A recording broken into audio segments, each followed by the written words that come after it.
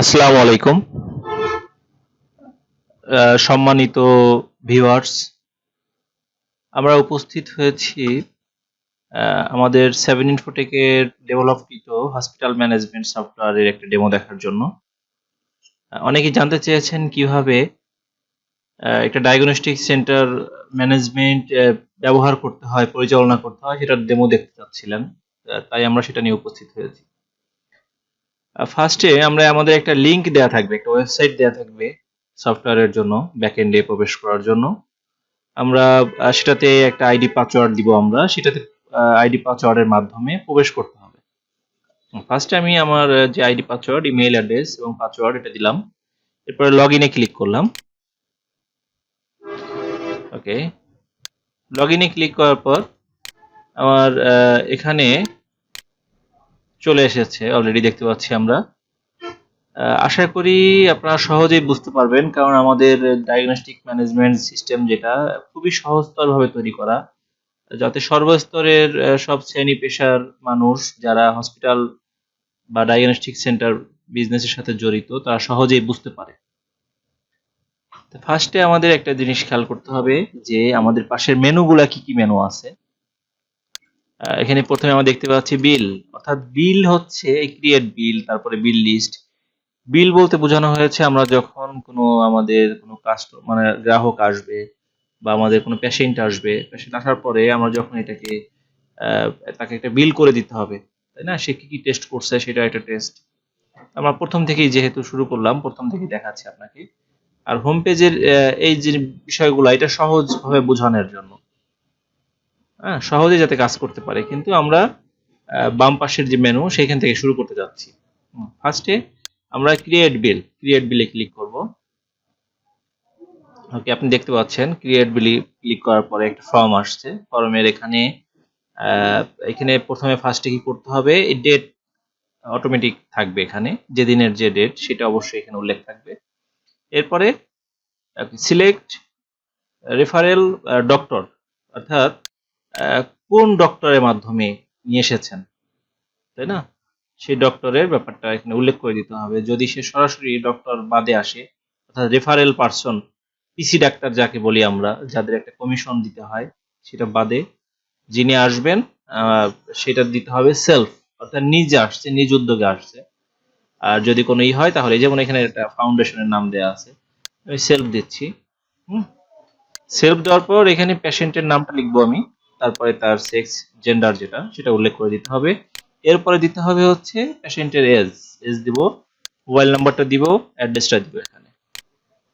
Address দেওয়ার পর এরপরে পরবর্তী সে কোন কোন টেস্ট করবে এখানে সেই টেস্টগুলো উল্লেখ করে দিতে হবে। টেস্টগুলো আমি এখান থেকে যে টেস্টগুলো করবে, আমি দেখা যাচ্ছে 2টা 3টা টেস্ট আমি সিলেক্ট করছি। ওকে, এরপরে একটা হয়ে গেল, আরো বেশ কয়েকটা টেস্ট আছে, তার জন্য আমি প্লাসে চাপ দিব। প্লাস চাপ দেওয়ার পর আরো কয়েকটা টেস্ট আমি এখানে দিব। এরপরে আবার প্লাস চাপ দিব, এরপরে আরো কয়েকটা দিব। টোটাল আমার বিল এসেছে হচ্ছে 1200 টাকা।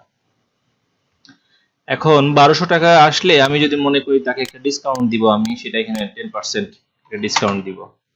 তাহলে 10% যদি আমি ডিসকাউন্ট দেই, তাহলে টোটাল বিল আমার যেটা আসে সেটা এখানে অটোমেটিক উল্লেখ হয়ে যাবে। এটা টাকার পরিমাণে যদি দেই, 10% না, সরি, টাকার পরিমাণ দিতে হবে।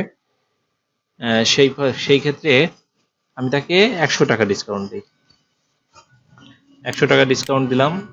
তারপরে তার টোটাল বিল আসলো হচ্ছে 1100 টাকা। আমি সেই গ্রাহক আমাকে পরিশোধ করেছে 600 টাকা।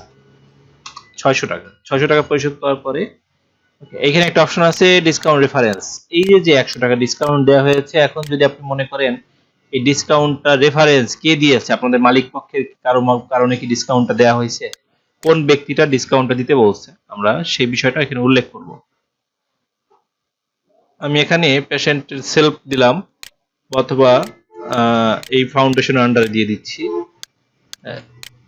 আমি এখানে দিচ্ছি হচ্ছে টেস্ট অর্থাৎ টেস্ট করার জন্য আমরা এটা করতেছি। সেই ক্ষেত্রে মেইল দিব, এস দিব 20, মোবাইল নাম্বার 01704808077। এরপরে ঠিকানা দিব হচ্ছে ঢাকা। এগুলো সব উল্লেখ করে দিতে হবে। রেফারেন্স টেস্ট টেস্ট হিসেবে দিয়ে দিচ্ছি। ওকে, সাবমিট দিব। ওকে, আপনারা দেখতে পাচ্ছেন যে আমাদের অটোমেটিক একটা ইনভয়েস জেনারেট হয়ে গেছে এখানে।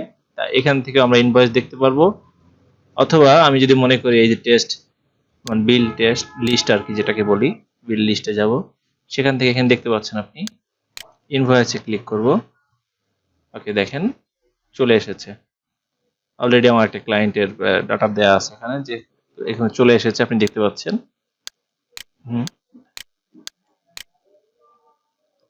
তিনি পেইড করেছেন 600 টাকা, আমরা এখনো তার কাছে পাবো হচ্ছে 500 টাকা। ব্যাস। ওকে, এরপরে যদি এটা প্রিন্ট করতে চান তাহলে এখানে যাওয়ার পরে যে প্রিন্ট অপশন আছে, প্রিন্টে চাপ দিলে প্রিন্ট হবে। তারপরে হচ্ছে অ্যাকাউন্ট টাইপ। অ্যাকাউন্ট টাইপে যাবেন। এটা হচ্ছে সাধারণত আমাদের একটা প্রতিষ্ঠান চালাতে হলে বিভিন্ন খরচ আছে, কি কি বাবদ কি খরচ হবে এই জিনিসগুলো অ্যাড করার জন্য এই যে নিউ অ্যাকাউন্ট টাইপ এরকম একটা অপশন আছে। এই জিনিসগুলো অ্যাড করতে হবে যখন কোনো একটা বিল করতে হবে, বিল করার সময় ওই জিনিসগুলো দেখাতে হবে, সেই ক্ষেত্রে এটা প্রয়োজন হয়, কি কি খাতে ব্যয়টা হয়েছে। এরপর হচ্ছে অ্যাকাউন্ট হিসাব নিকাশের যে ব্যাপারটা, ডেবিট ক্রেডিট লিস্ট। এখানে দেখেন ডেবিট ক্রেডিট লিস্ট। আমরা যখন প্রতিষ্ঠানে কোনো ব্যয় করব, ব্যয়টা এই অ্যাকাউন্ট আন্ডারে হবে। এখানে নিউ ট্রানজাকশন থাকবে, কি বাবদ ব্যয়টা হয়েছে সেটা এখানে উল্লেখ করে দিতে হবে। হ্যাঁ, ডেবিট ক্রেডিট এখানে দিতে হবে যে কোনটার বাবদ এটা ব্যয় হয়েছে, এটা উল্লেখ করে দিতে হবে। তারপরে সাবমিট দিতে হবে। আর এগুলো অ্যাড করার জন্য আমরা এখান থেকে ব্যবহার করতে পারি। এরপর আছে ব্যাংক ম্যানেজমেন্ট। আমাদের ব্যাংকের যে লিস্টগুলো সেগুলো এখানে চলে আসবে। এটা অ্যাড করা নাই যেহেতু ডেমো পারপাস করা এটা। এখানে ব্যাংক অ্যাড করতে হবে, ব্যাংকের ডিটেইলসগুলো এখানে অ্যাড করতে পারবেন। ডিপোজিট সাইট, ডিপোজিটার কয় টাকা ডিপোজিট করা হয়েছে কয় তারিখে সেটাও উল্লেখ থাকবে। নিউ যে ডিপোজিট, নতুন করে যদি ডিপোজিট করতে চান আপনার অ্যাকাউন্টে সেটাও এখান থেকে করে দিবেন, উল্লেখ করে রাখবেন জাস্ট ডকুমেন্ট রাখার জন্য। টাকা যদি উইথড্র করা হয় ব্যাংকের থেকে সেটাও এখানে উল্লেখ করে দিবেন কয় টাকা উইথড্র করেছে। হ্যাঁ, এখানে এই যে অপশন যেটা আছে নিউ উইথড্র, এটার মাধ্যমে আমরা এটা দেখতে পারবো। হ্যাঁ, ওকে। এরপরে ব্যাংক ম্যানেজমেন্ট গেলে পেশেন্ট ম্যানেজমেন্ট। পেশেন্টের লিস্টগুলো এখানে পাবেন। আর উপরটা হচ্ছে পেশেন্ট অ্যাড। পেশেন্ট যদি আপনি অ্যাড করতে চান নরমালি ভাবে, সেখানে পেশেন্টের সব ডিটেলস গুলো দিয়ে সাবমিট করলে পেশেন্ট অ্যাড হবে। অথবা পেশেন্ট লিস্টে যদি যান সেখানে আপনি দেখতে পারবেন। হ্যাঁ, পেশেন্টের লিস্ট যাবেন। কিছুক্ষণ আগে আমি একটা পেশেন্ট অ্যাড করেছি টেস্টের, সেটা অটোমেটিক চলে এসেছে এখানে। এরপরে আমরা যেটা দেখব এমপ্লয়ি ম্যানেজমেন্ট। আমরা যদি মনে করি যে এমপ্লয়িদের লিস্ট থাকবে, স্যালারি থাকবে, সেটাও করতে পারবো। এখান থেকে এই যে অ্যাড এমপ্লয়ি, একটা এমপ্লয়ের আপনি এখানে নাম লিখবেন, ডেজিগনেশন লিখবেন, এমপ্লয়ের ফোন নাম্বারটা লিখবেন, ইমেল অ্যাড্রেসটা লিখবেন, স্যালারিটা লিখবেন, এনআইডি, বাকি যাবতীয় ডিটেলস লিখে সাবমিট করবেন। তারপরে এই লিস্টের মধ্যে চলে আসবে, এমপ্লয়ের লিস্টটা পুরোপুরি চলে আসবে। যদি আপনি মনে করেন এটাকে প্রিন্ট করবেন, একবারে সকল এমপ্লয়ীদের লিস্টটা প্রিন্ট করবেন, সেটা এখানে চাপ দিলে অটোমেটিক এখানে চলে আসবে, আপনি করতে পারবেন। ওকে, এরপরে হচ্ছে এমপ্লয়ি স্যালারি। আপনি যদি স্যালারি দিতে চান এখানে পে স্যালারিতে ক্লিক করার পরে এই যে এমপ্লয়িটা আছে তার ডেজিগনেশন এটা, তাকে যদি পেমেন্ট করতে চান সেই ক্ষেত্রে পেমেন্ট অপশনে যে ক্লিক করলেই অটোমেটিক চলে আসবে কয় টাকা পে করবেন সেটা টেক্সটে লিখে দিলেন। হ্যাঁ, নোট লিখলেন, কোনো নোট থাকলে নোট লিখলেন। অথবা এখানে আপনি দেখতে পাচ্ছেন স্যালারি লিস্ট। এই লিস্টের মধ্যেও এখন যেহেতু অ্যাড করা নাই, তাকে পে করছেন কয় টাকা সেটাও এখানে উল্লেখ থাকবে। মানে একবারে সহজ ভাষায় বোঝানোর জন্য। আমাদের অনেকেই আছে কিন্তু যে সফটওয়্যারটা কতটুকু কঠিন হবে, আমরা পারবো কিনা, এটা একটা ভয় থাকে। হ্যাঁ, এটা বোঝার সবচেয়ে সহজভাবে করার জন্য আমরা এই সফটওয়্যারটা চালু করা। ওকে, এরপরে দেখেন ডায়াগনস্টিক আছে, ডায়াগনোসিস বলা হয়েছে এখানে। এটার যে লিস্টগুলো সেটা এখানে থাকবে। ওকে, তার জন্য আমরা এখানে প্রথমে ফার্স্টে আমাদের অ্যাড করতে হবে ইকুইপমেন্ট অ্যাড, যেটা ইকুইপমেন্টের নাম প্রাইস এটা উল্লেখ করতে হবে। লিস্টে গেলে বুঝতে পারবো ইকুইপমেন্ট বলতে কি বোঝানো হয়েছে। যে ডিএস বিভিন্ন ইকুইপমেন্ট থাকে না হসপিটালে, এই ইকুইপমেন্টের নামগুলা। এবার ডায়াগনোসিস অ্যাড বলতে বোঝানো হয়েছে টেস্টের নাম, টেস্ট কি কি টেস্ট আছে, এই জন্য ডায়াগনোসিস লিস্ট এখানে পাওয়া যায়। আপনি দেখেন এখানে বিভিন্ন টেস্টের নাম আছে। আর এটা ডিসকাউন্ট হিসেবে আমি সর্বোচ্চ কত টাকা ডিসকাউন্ট দিব সেটাও আমার এখানে উল্লেখ থাকবে। আমি যদি মনে করি ডিসকাউন্ট এর বেশি দেওয়া যাবে না, সেটাও এখানে উল্লেখ থাকবে যে এই টেস্টে এর বেশি ডিসকাউন্ট দেওয়ার কোনো সুযোগ নেই।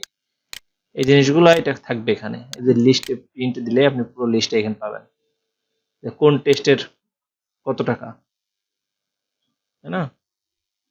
কোন টেস্টের বাবদ কত টাকা, আর হচ্ছে রুম নাম্বার।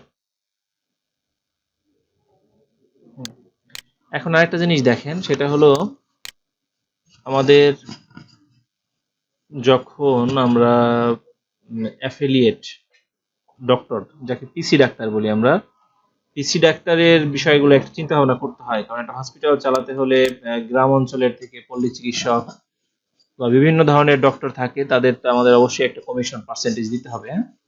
সেটার জন্য হচ্ছে পিসি ডাক্তার। পিসি ডাক্তার এই অপশনটা আমরা খুব সুন্দরভাবে করেছি।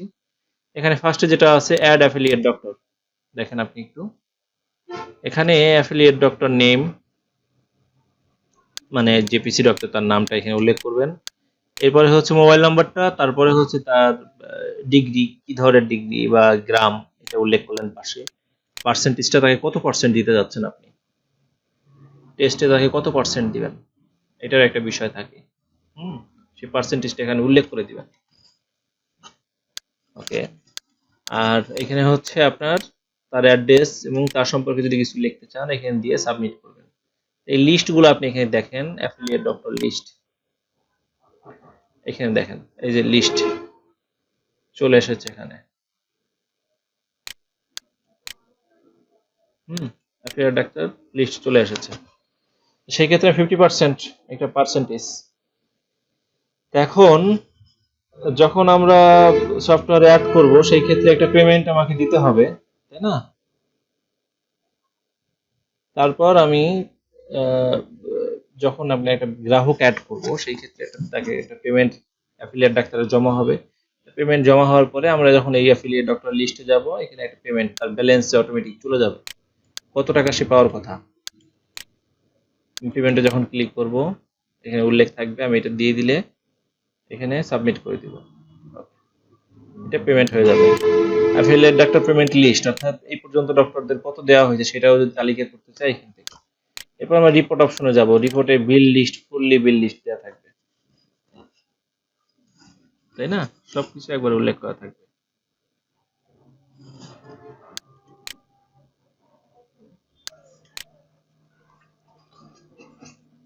তারপরে আমরা যখন রিপোর্টটা চেক করব, রিপোর্ট চেক করার পরে বিল রিপোর্ট, সেইখান থেকে আমরা যদি মনে করি পেশেন্ট অনুযায়ী রিপোর্ট চেক করব, সেটাও চেক করতে পারি। অথবা আমরা যদি এখন ডেট দিয়ে দেই, মান্থ দিয়ে দিই, এই মাসে পুরোটা দিয়ে দিচ্ছি, এই মাসে টোটাল কতগুলি রিপোর্ট হয়েছে, কত টাকার টেস্ট হইলো আমাদের হসপিটালটাতে,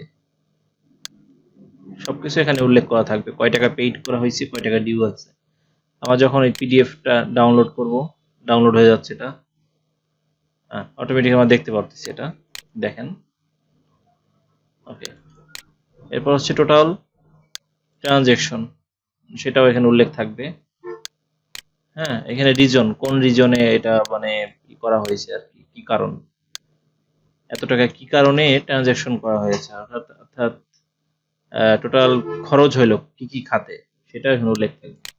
যদি আমরা দিয়ে দেই দিস মান্থ, এখানে সিলেক্ট করে দেই, তাহলে এক মাসে কি খরচ হয়েছে সেটা চলে আসবে এখানে। ওকে। এরপরে হলো ট্রানজাকশন রিপোর্ট। ওকে, ট্রানজাকশন রিপোর্টটা আমরা দেখতে পাচ্ছি এখানে। দেখুন ডেবিট ক্রেডিট, আয় ব্যয়, পুরো ব্যাপারটা এখানে দেওয়া আছে, কোনটার বাবদ আয় হয়েছে, কোনটার বাবদ ব্যয় হয়েছে, এখানে ডেবিট ক্রেডিট দুইটাই উল্লেখ করা আছে। এরপরে হচ্ছে স্যালারি পেমেন্ট, আমরা এখান থেকে স্যালারিটাও দেখতে পারবো। পিছনের যদি আবার এমপ্লয়ি করি, এমপ্লয়ি নেম থাকবে, স্যালারি থাকবে, নোট থাকবে, ডেট থাকবে, যে কাদের কয় তারিখে স্যালারি দেওয়া হয়েছে, স্যালারি পুরো লিস্টটা এখানে উল্লেখ করা থাকবে। তারপরে হচ্ছে দেখেন এটা রেফারেল ডাক্তার পেমেন্ট, কত টাকা ডক্টরদের দেওয়া হয়েছে সেটাও এখানে উল্লেখ করা থাকবে। ঠিক আছে, যদি পেমেন্ট করে দেওয়া হয় তাহলে এই লিস্টটা এখানে চলে আসবে, টোটাল অ্যামাউন্টটা এখানে চলে আসবে। এই তো সহজভাবে একটা ডায়াগনস্টিক সেন্টার ম্যানেজমেন্ট পরিচালনার জন্য যতটুকু প্রয়োজন হয় এই সফটওয়্যারটার মধ্যে পুরো বিষয়টাই আছে। যদি আর কোনো প্রশ্ন থাকে অবশ্যই করতে পারবেন, যদি কোনো হাইলি কাস্টমাইজেশন থাকে সেটাও করতে পারবেন। তবে যেহেতু এটা রেডি সফটওয়্যার সুতরাং এই পর্যন্তই আমাদের সফটওয়্যারের মধ্যে। যদি এর থেকে বেশি হয় অবশ্যই আমাদের একটা মূল্য পরিশোধ করতে হবে, কাস্টম ডেভেলপমেন্টের জন্য অবশ্যই মূল্য পরিশোধ করলে সফটওয়্যারটা পাবেন। ধন্যবাদ।